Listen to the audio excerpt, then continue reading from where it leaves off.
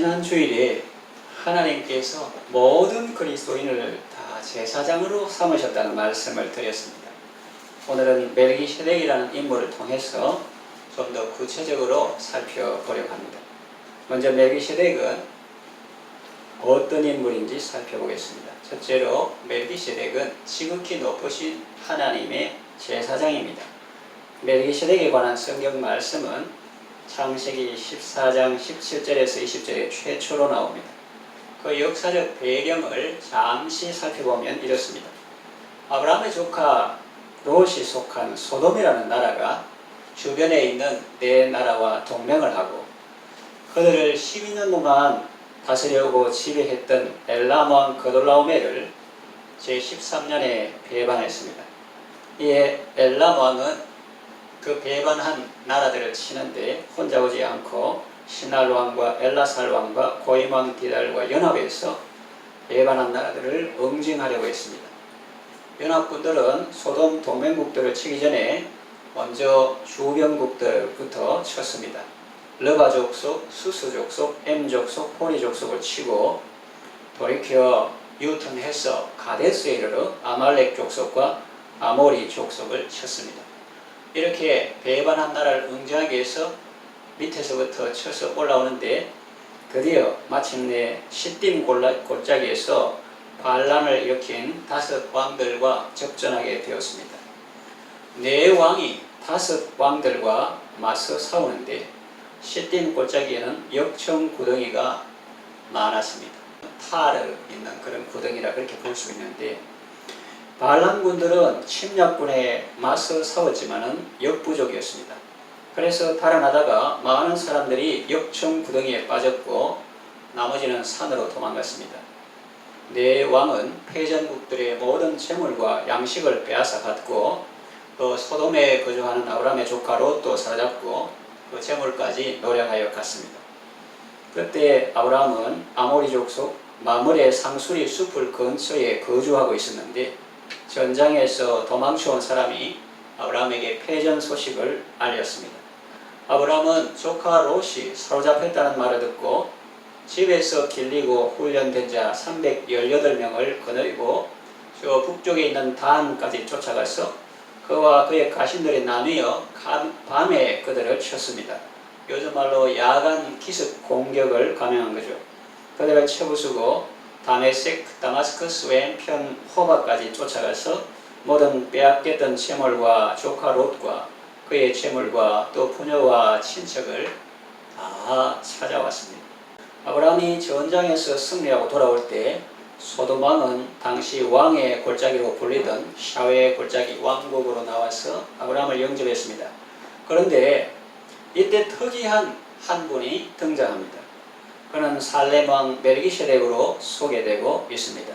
떡과 포도주를 가지고 나왔습니다. 성경은 그를 지극히 높으신 하나님의 제사장으로 소개합니다. 그는 아브라함에게 축복했습니다. 참 대단하죠. 이스라엘 사람들이 다 아브라함을 존중하고 아브라함은 옛날에 살던 하나님을 섬기는 사람인데 그 당시에 아브라함이 살던 그 시대에 그곳에 정말 아브라함이 존중하는 그런 지극히 높으신 하나님의 제사장이 있었다는 거예요.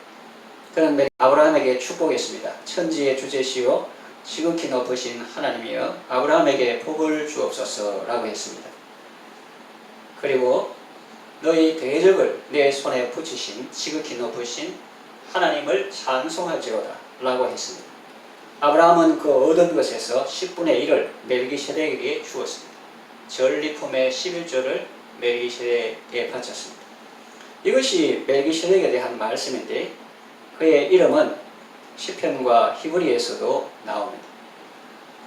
아브라함의 이름은 성경 전반에 걸쳐서 많이 나오는데 이 멜기세덱은 창세기 그 역사 현장과 또 시편 히브리에서 나오는데 많이는 안 나오지만 아주 중요한 분이고 아주 귀한 분임을 알 수가 있습니다. 아브라함은 유대인들뿐만 아니라 또 아랍 사람들뿐만 아니라 또 영적으로는 하나님 앞에서 모든 믿는 자들의 조상인데 그 아브라함에게 멜기세덱이란 분이 떡과 포도주를 주고 떡과 포도주 어디서 많이 듣던 이름 아닙니까? 신약에 예수님께서 성찬할 때 요즘도 성찬식할 때 떡과 포도주 떡과 포도주를 주고 또 지극히 높으신 하나님의 이름으로 축복했으니 이분은 참 대단한 분이지요. 그 이름의 의미는 무엇일까요? 좀 전에 말했듯이 멜키ጼ덱 할 때 그 체덱은 어원이 차디크인데 그것은 히브리 말로 의롭다는 뜻입니다. 멜렉은 왕인데 그래서 멜키ጼ덱은 의의 왕 이런 뜻입니다. 그리고 샬렘 왕이라 했으니 샬롬 샬렘 하잖아요. 그거는 이제 평강이라는 뜻입니다. 평강. 샬롬은 슐람이 전부 다 의원이 모음은 이제 붙이는 거고 자음이 샬롬은 슐람이 전부 다 이런 데서 나왔습니다. 그러니까 샬렘 왕이라 했으니 평강의 왕이기도 합니다. 하나님의 아들이신 예수님과 비슷한 분이죠. 히브리서 7장 3절에 아까 읽었는데 이분에 대해서는 성경에 아무리 찾아봐도 아버지도 없고 어머니도 없고 족보도 없고 다른 사람들은 인물들은 족보가 있는데 이분은 족보가 없고 갑자기 이렇게 나타나셨습니다. 시작한 날도 없고 생명의 끝도 없어 하나님의 아들과 닮아서 항상 제사장으로 있느니라 그랬어요. 그래서 멜기세덱은 지극히 높으신 하나님의 제사장입니다. 자, 그렇다면 멜기세덱과 예수님은 어떤 관계가 있을까요?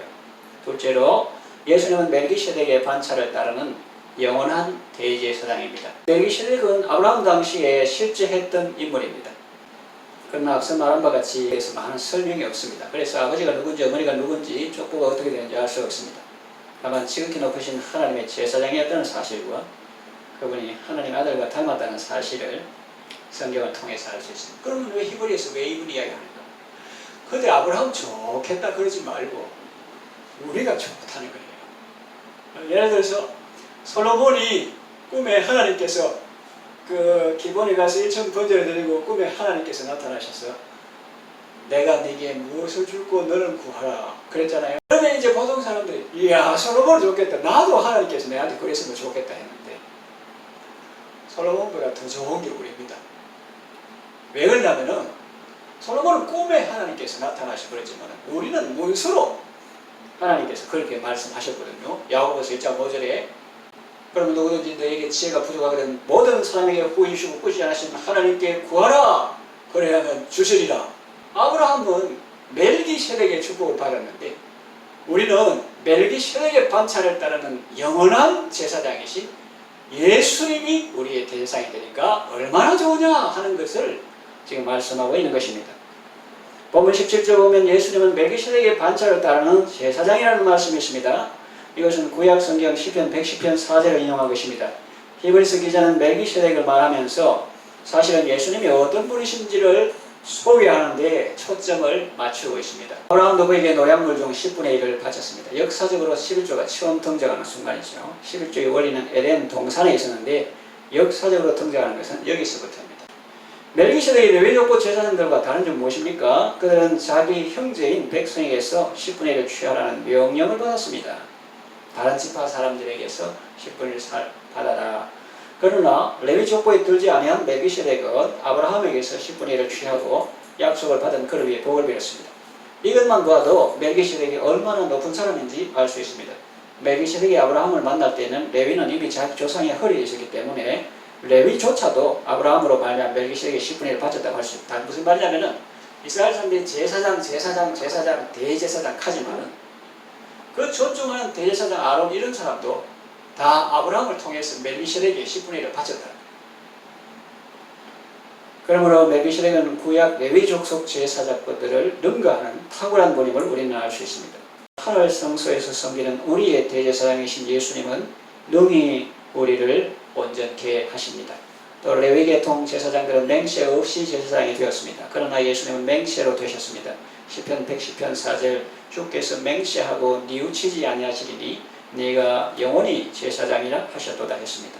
또 레위계통 제사장들은 죽음으로 말미암아 항상 잊지 못하지만 예수님은 영원히 계심으로 그 직분이 갈리지 않습니다. 그러므로 자기를 힘입어 하나님께 나가는 자들을 온전히 구원하실 수 있습니다. 왜냐하면 예수님은 항상 살아계셔서 그들을 위해서 간구하시기 때문입니다.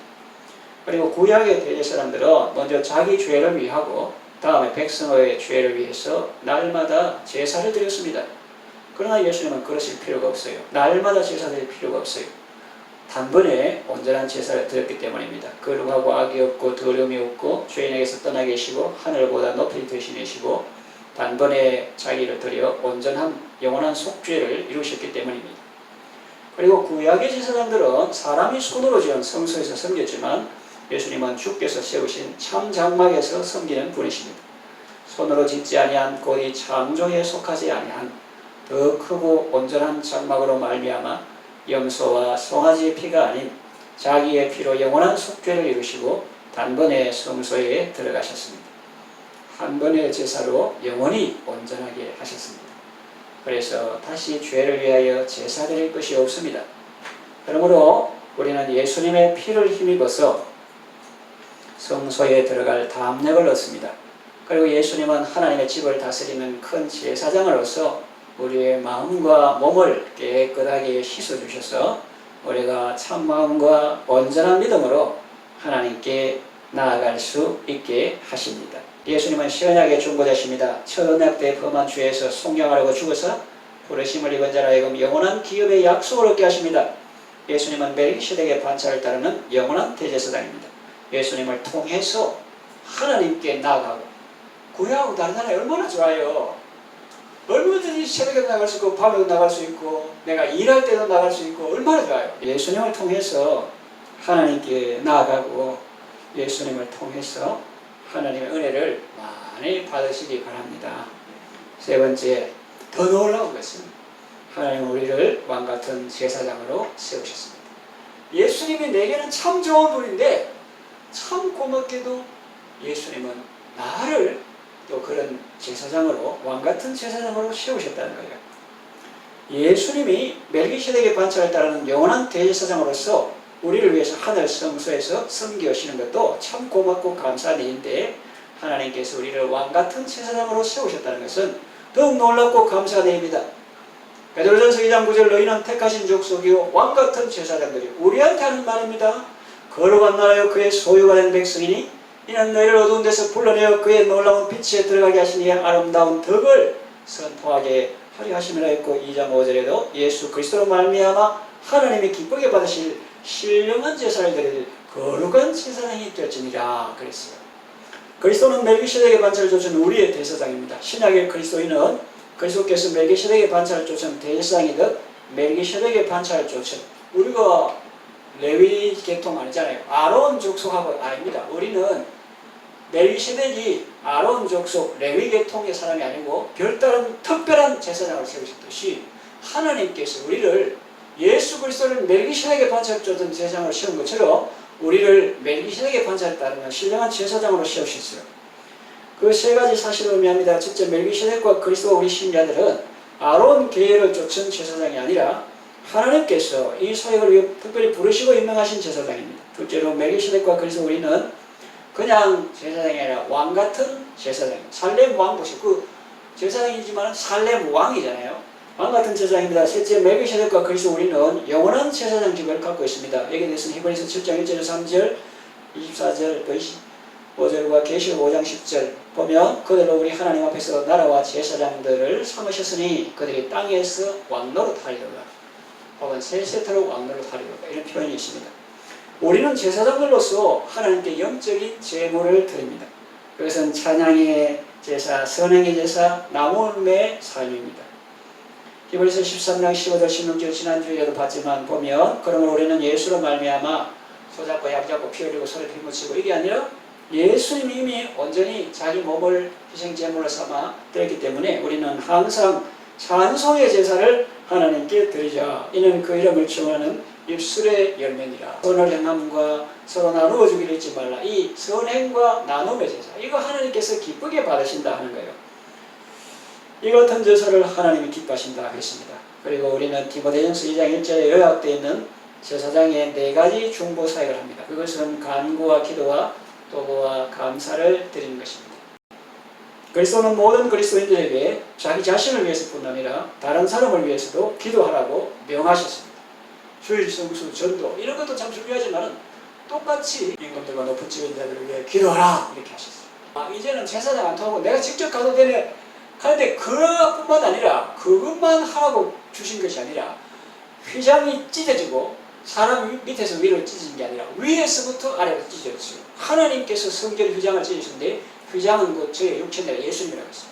예수님이 자기 살찌고 피 흘려서 우리가 하나님 앞으로 직접 나아갈 수 있는 길을 열어놓으셨는데 왜 열어놓으셨습니까? 지난주에도 말했듯이 네가 하나님께 직접 기도해라. 그뿐만 아니라 그보다 더 큰 것은 나아가서 네 믿지 않는 남편을 위해서, 아내를 위해서, 이웃을 위해서, 자녀를 위해서 기도해라고 중보기도의 사명자를 세우기 위해서 주님께서 그 길을 열어놓으셨다. 이 사실을 아는 사람은 적다는 거예요. 그저 자기 자신만 내가 이제 직접 나가서 볼 수 있는 그것만 알지. 왜 그렇게 해놓으셨나? 다른 사람을 위해서 기도하라.